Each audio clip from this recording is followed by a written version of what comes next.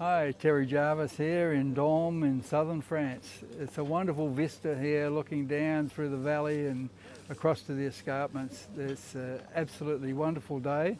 The achievement is here so far. I've still got to finish the piece, but the idea of the piece was to capture the depth of the valley using this main building as the main motive and to release the channel of the water, take you through up to the top of the painting back down to here, so the viewer can travel through the painting and still begin to tell a story, like writing a book without the words, about a wonderful morning in Domme, southern France.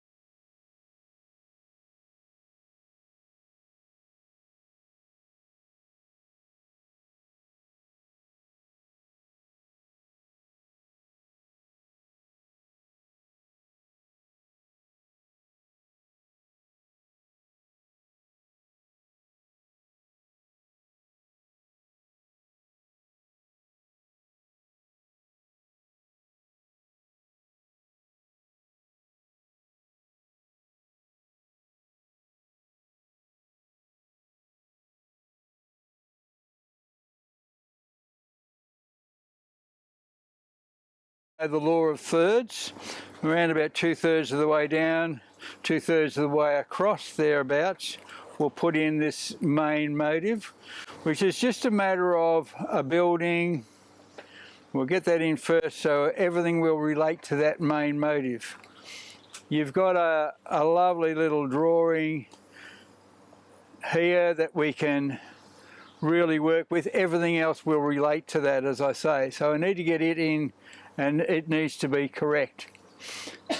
Anything man-made will always be a lovely, lovely structure. Architecturally, it needs to be drawn well, otherwise you're going to be in trouble.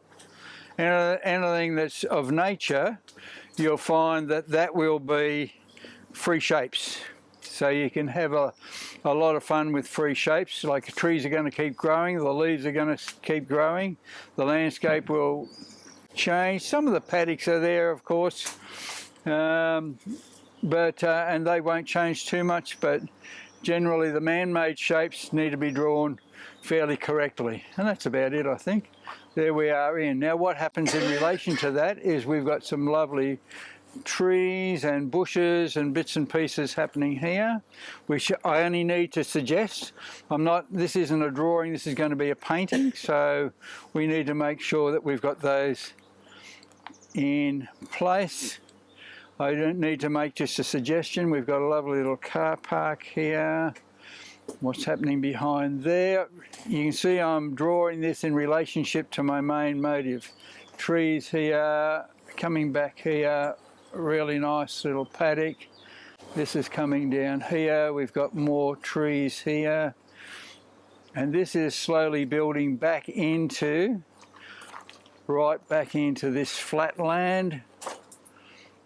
Here, we've got little touches of little buildings here and there, another one down here. Really important that we just put in that suggestion of those so we know where things are. I'm going to bring this, I'm going to cheat a little bit in, I'll bring that river a little bit closer so it works for the composition. That bridge comes across, we've got 1, 2, 3 here, widen that river back here. And we want that river, as I said earlier, to really bring you back up and into this back part of these escarpments. This larger one back here. And as you see, you can work a drawing pretty quickly. Not much sky. You can do the sky and a whole pile of stuff, but I'm really interested in what's happening down here. Down in this foreground and what's happening in between here. So when we begin to paint in a moment, it'll be larger shapes first, lightest tones first. So we've got all sorts of lovely little things to put in, and we need to think on what would we leave out as white paper, because there's all these little buildings, isn't it? Am I going to put every building in? No, not necessarily, but I'm going to suggest where they might be. They're over here.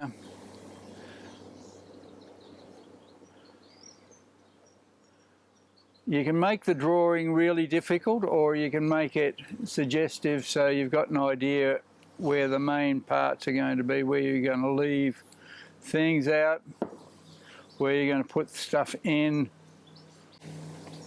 When I do these big washes of green in a moment, you'll see this will have some really, really nice spaces left. Nice buildings over there, which I need to make sure that I'm looking at. I'm using some turquoise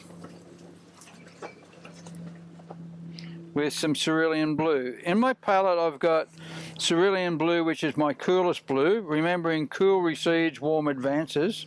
So I'm using a cerulean blue, which is a lovely wash. It's the coolest blue. The next warmest blue is a cobalt blue. The next warmest after that is a French ultramarine blue. So, and we're in France, so we'll use that in the foreground. Can't see anything.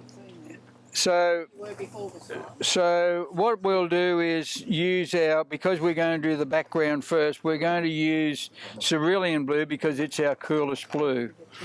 I'm going to use a bit for the sky first. Here we are. Whooshka! Whooshka! Don't be nervous, get even. See this bead of water here? Yeah. Very, very important. That bead of water is what will carry down your colours. It's really important to make sure it's not too dry, because if it gets too dry, you're going to have this staccato, unfortunate, tight painting. We need to move, you see that's got a fluidity about it that's really, really quite nice. Now what we've got up here is, first of all, this is some cobalt blue moving into that space where I put that cerulean blue. It's a lovely, it's the next warmest blue, but it's warmer than that blue. It's always in relationship to what you've got here. So here we've got this lovely soft edge, because this mark's been put in while this is still damp. This moisture here is still damp, so it's really important. We've got some of this. Look at that. Yum, yum, bubble gum. What colour is that? Oh, a bit of this and a bit of that. Oh, sorry. bit of this and a bit of that. That's a bit of turquoise with some cerulean blue. Now this is the lightest tones first, and I'm going to introduce some cad yellow into it while it's still, can you see that? That really works. Be really strong and think about your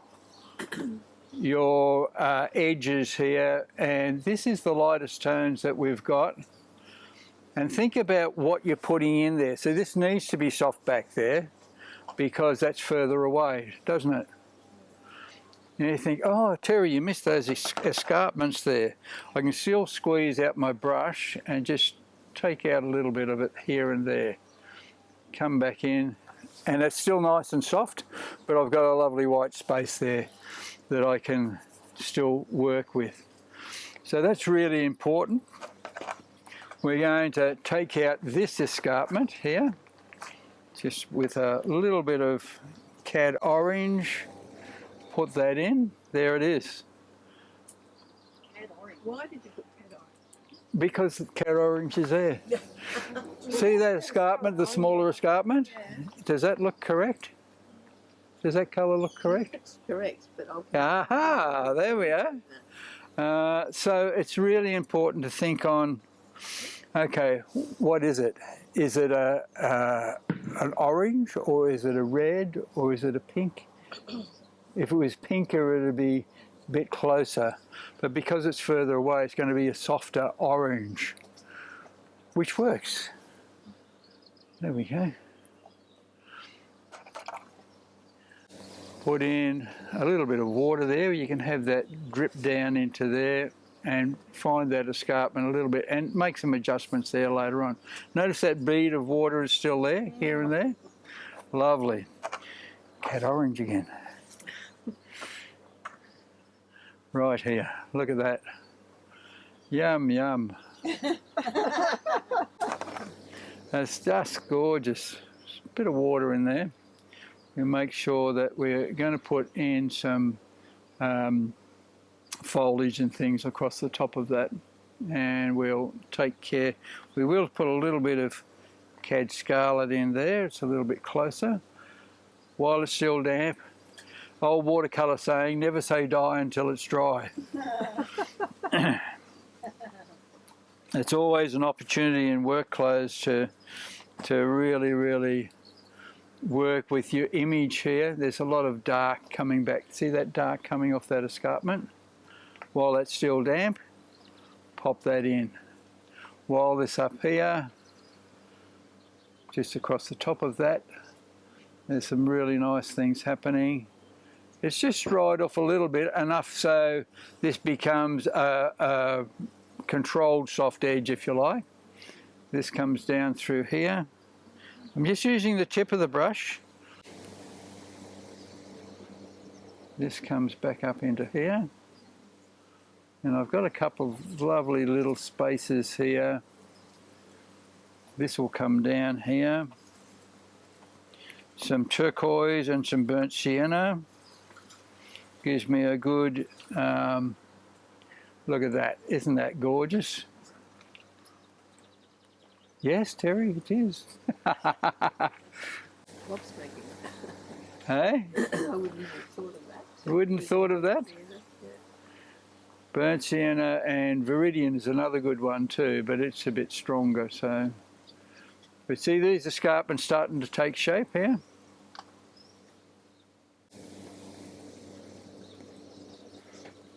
There we go. A little bit more out of that. There we go. So it's just big shapes. So these are the lightest tones first. Down here we've got lovely little bits and pieces. Don't forget the river, Terry. This is a bit warmer. Can you see the warmth coming down? And it becomes very warmer. Did you put burnt sienna in there? No, that's just got some cad yellow. Cad yellow, yep. And it's got some turquoise in there. Yep. So we've got some really nice things happening. Looking okay? Cut in around some of these buildings, leave some spaces for buildings. I've got another lovely little escarpment, not escarpment, bits and pieces over here, so we'll just lift them out. Damp brush. While that's still damp, we can move things around that. These lovely trees. If you hold your brush back here, your sphere of influence is here. If you hold your brush here, your sphere of influence is there. So if you're doing a big expanse, hold your brush back.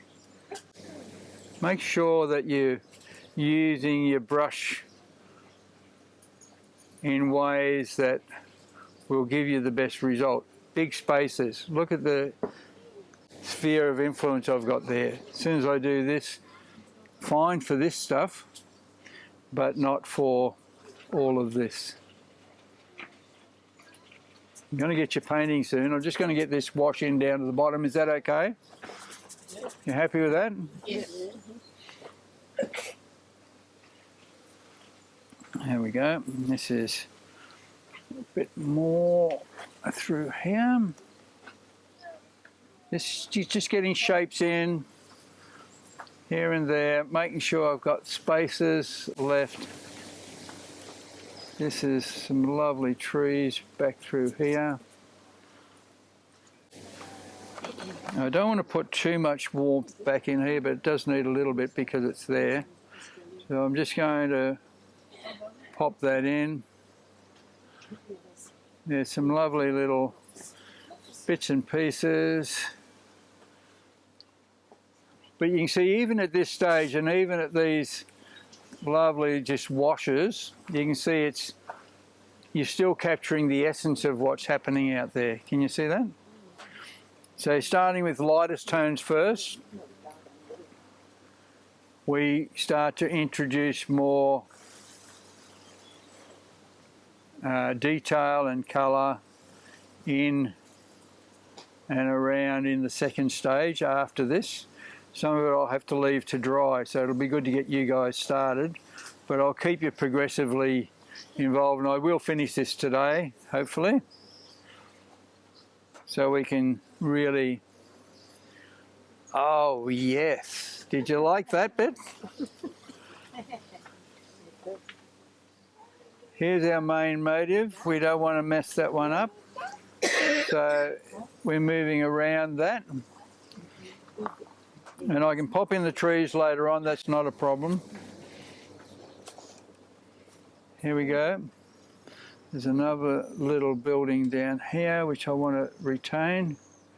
And these are little dots and dashes of buildings and so forth. Got some nice warmth. Some burnt sienna, a touch of scarlet for here.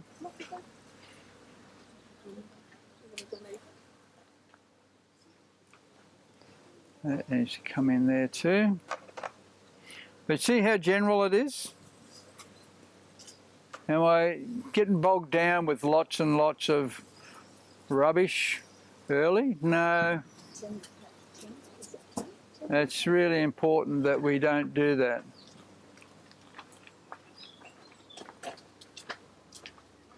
I'm going to put this river in a minute. Foliage is really hard.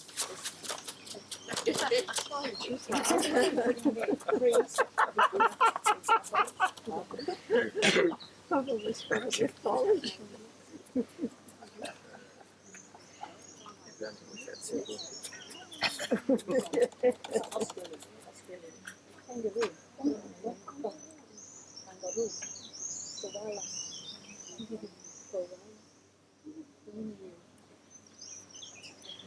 Can you see the essence of it coming? Yep. It's all standing here through painting. Yeah. It makes it look so easy, doesn't it? Well, it hasn't taken long to get that into place. And we've got this beautiful river.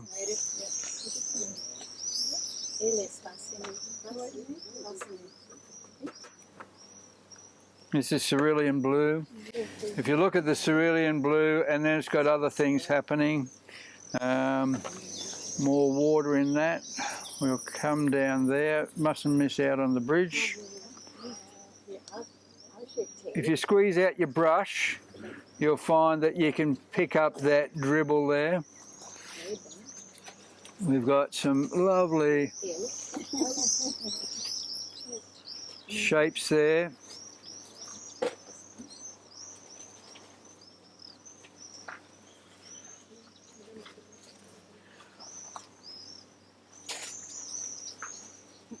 Just adjust that. More water.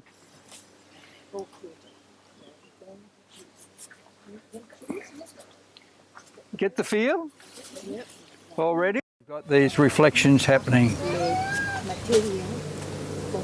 There we are. That's going in. That blue's still lovely. Look at that. There's reflection. Done in a moment. What have you got to worry about? Nothing. This is just an opportunity in work clothes. Simply that. Beautiful part of France. Look. We've got a little artist here. Oh, good.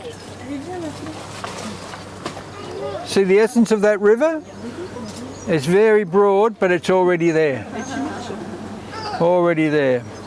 Thank you. Bye. Fingers are great. Well, it's still a little damp. A little more colour down the bottom here. And add some more water. Let it tumble down. See a little bit more strength here. This is cooler and this works. So for the moment, I need to let this dry. I'm going to stop now